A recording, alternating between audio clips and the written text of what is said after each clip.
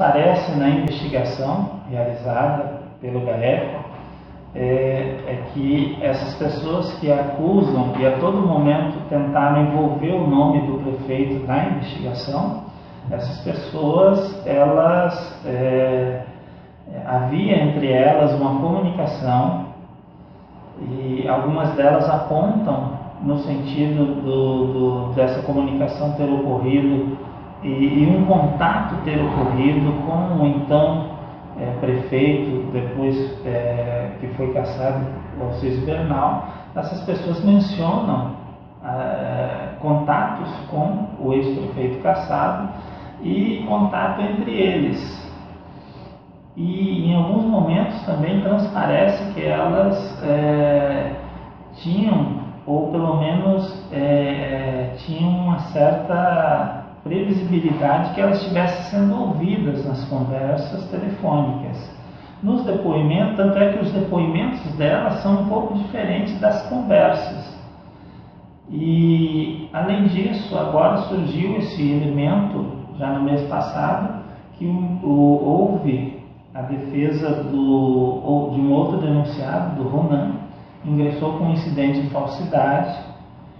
e com um laudo, juntando até um laudo de um perito conceituado na cidade, do Instituto de Perícias Científicas, que é conceituado,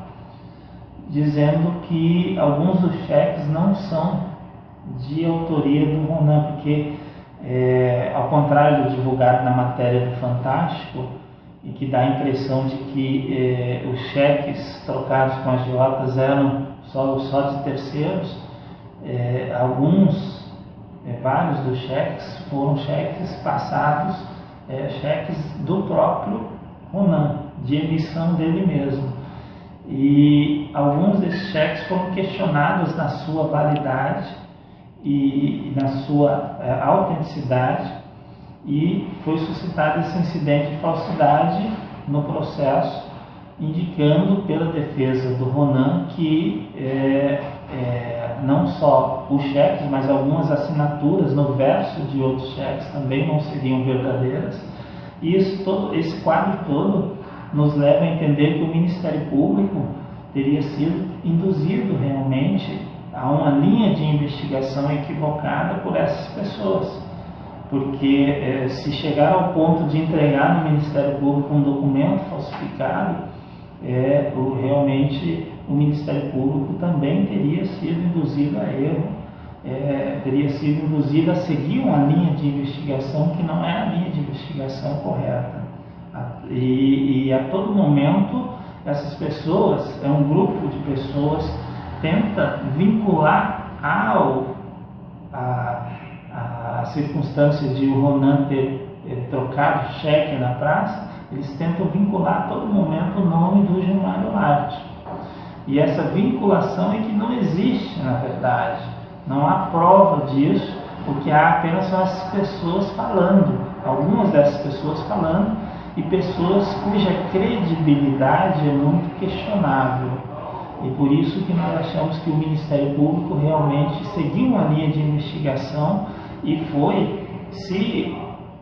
comprovada a falsidade dos documentos, está comprovado também que o Ministério Público, inclusive ele, foi induzido a erro. Inclusive, nós fizemos, até o momento, a defesa que nós fizemos do processo, ela se resume a uma questão de ordem que foi levantada no início do ano. Nós ingressamos com essa questão de ordem no processo, questionando a validade das interceptações telefônicas, porque essas interceptações telefônicas, elas foram feitas sem autorização do Tribunal de Justiça, quando o investigado, na época o vice-prefeito Gilmar Antunes Goulart, ele começa a investigação